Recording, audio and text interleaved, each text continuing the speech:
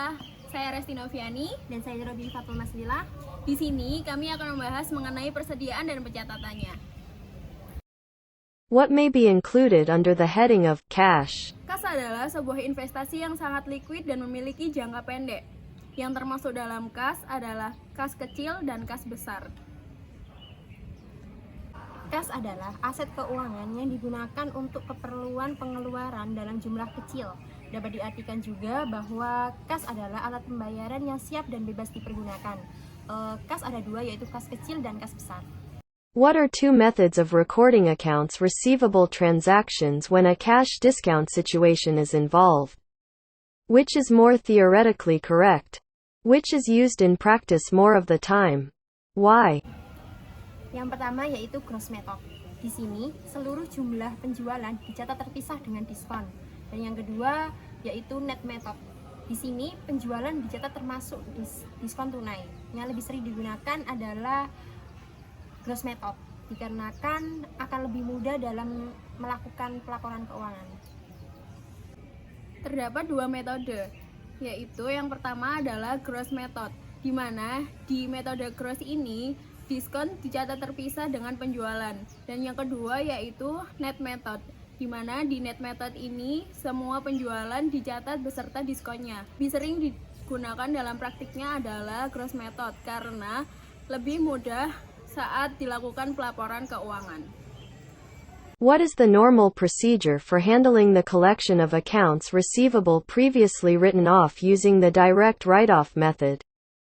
The allowance method? Metode penghapusan piutang tak tertagih dibagi menjadi dua. Yang pertama, metode direct write-off, di mana dalam metode ini merupakan tindakan yang diambil perusahaan untuk menghapus akun piutang sekaligus dari jurnalnya. Yang kedua yaitu metode allowance. Metode allowance ini merupakan metode penyisihan piutang tak tertagih dengan tanpa memasukkan secara aktual ke jurnal. Metode penghapusan piutang tak tertagih ada dua. Yang pertama yaitu metode direct write-off. Metode ini merupakan tindakan yang diambil perusahaan dengan menghapus akun piutang sekaligus dari jurnal. Sebagai gantinya, perusahaan akan memasukkan bad debt tersebut dalam akun beban sehingga menambah liabilitas.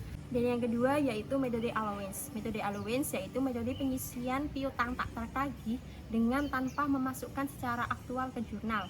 Metode ini lebih mengutamakan penyisihan atau penghapusan piutang jumlah kecil secara bertahap. Indicate 3 reasons why a company might sell its receivables to another company. 3 alasannya, diantaranya yang pertama yaitu perusahaan dalam kondisi mengalami kesulitan dalam memperoleh uang. Dan yang kedua, perusahaan sudah tidak sanggup melakukan penagihan piutang. Dan yang ketiga yaitu biaya dalam penagihan yang dilakukan terlalu memakan beban. Alasan sebuah perusahaan menjual piutangnya adalah karena sebuah perusahaan kesulitan mendapatkan pinjaman dan tingginya suku bunga. Describe inventory classifications in different inventory systems. Persediaan merupakan barang-barang yang dimiliki oleh suatu perusahaan yang diperoleh dari pembelian atau hasil dari produksi sendiri dengan tujuan dijual kembali kepada konsumen. Persediaan dibagi menjadi 3. Yang pertama yaitu persediaan barang jadi, di mana persediaan yang siap dijual oleh perusahaan. Yang kedua yaitu persediaan barang dalam proses, di mana persediaan barang dalam proses mengacu pada barang yang belum selesai atau sepenuhnya diproduksi. Dan yang ketiga yaitu persediaan bahan baku, di mana barang yang digunakan untuk membuat produk atau persediaan perusahaan. Ada 3 klasifikasi. Yang pertama yaitu persediaan bahan baku, dan yang kedua persediaan barang dalam proses, dan yang ketiga persediaan barang jadi. Untuk sistem inventory ada 2, yaitu sistem periodik dan sistem perpetual. In what ways are the inventory accounts of a merchandising company different from those of a manufacturing? Dalam perusahaan dagang hanya ada satu jenis persediaan, yaitu persediaan barang jadi. Sedangkan dalam perusahaan manufaktur terdapat 3 jenis persediaan, yaitu persediaan bahan baku, persediaan barang dalam proses, dan persediaan barang jadi. Perbedaan perusahaan dagang dan perusahaan manufaktur yaitu Yang pertama, perusahaan dagang memperoleh produk persediaan dari supplier dalam bentuk bahan jadi untuk dijual kembali. Dan yang kedua, yaitu perusahaan manufaktur, di mana perusahaan itu memproduksi bahan bakunya sendiri untuk dijual kembali. Why should inventories be included in A statement of financial position and B. The computation of net income? Dalam laporan keuangan, persediaan merupakan hal yang sangat penting, karena baik laporan laba rugi maupun neraca tidak akan dapat disusun tanpa mengetahui nilai persediaan. Dalam perhitungan laba rugi, nilai persediaan awal maupun persediaan akhir mempengaruhi besarnya harga pokok penjualan. Sedangkan bila terjadi kesalahan persediaan akhir dihitung terlalu rendah, akan berdampak dalam laporan posisi keuangan atau neraca, yaitu jumlah persediaan, aset lancar, total aset, saldo laba akan menjadi dinyatakan terlalu rendah dan modal kerja bersih serta saldo lancar akan menjadi lebih rendah pula dari sebelumnya. Laporan posisi keuangan mencakup daftar semua aset yang dimiliki sebuah perusahaan. Karena persediaan adalah aset yang dimiliki pada saat tertentu dalam penyusunan laporan posisi keuangan, maka persediaan harus dimasukkan. Persediaan dimasukkan dalam laporan laba bersih karena nilai persediaan mencerminkan nilai harga pokok penjualan selama periode waktu laporan keuangan. Nilai persediaan awal juga mencerminkan pendapatan yang diakui. What is the difference between a perpetual inventory and a physical inventory? If a company maintains a perpetual inventory, should its physical inventory at any date be equal to the amount indicated by the perpetual inventory records? Why? Perpetual inventory yaitu pencatatan persediaan yang dilakukan setiap terjadi transaksi yang mempengaruhi persediaan. Dan yang kedua yaitu physical inventory. Pencatatan persediaan hanya dilakukan pada akhir periode akuntansi. Perhitungan persediaan perpetual tidak selalu dipertahankan dikarenakan perbedaan sering terjadi antara perpetual inventory dan physical inventory. Hal ini dapat disebabkan karena salah penempatan barang, pencurian, dan lain-lain. Metode pencatatan dibagi menjadi dua, yaitu metode perpetual dan metode periodik.